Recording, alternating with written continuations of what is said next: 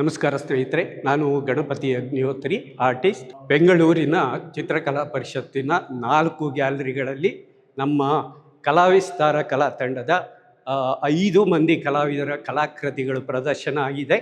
ಬೆಂಗಳೂರು ನ್ಯೂಯಿಸಮ್ ಶೀರ್ಷಿಕೆ ಅಡಿಯಲ್ಲಿ ಈ ಕಲಾ ಪ್ರದರ್ಶನ ನಡೀತಾ ಇದೆ. ನಮ್ಮ ಕರ್ನಾಟಕದ ಹಿರಿಯ ಕಲಾವಿದರಾದ ವೆಂಕಟಾಚಲಪತಿ, ಎಂ ಪ್ರಕಾಶ್, ಹರಿರಾಮ್, ವೇಣುಗೋಪಾಲ್ ಮತ್ತು ಅವರ ಜೊತೆ ನನ್ನ ಕಲಾಕೃತಿ ಕೂಡ ಈ ಕಲಾ ಪ್ರದರ್ಶನದಲ್ಲಿ ಪ್ರದರ್ಶನ ಆಗಿದೆ.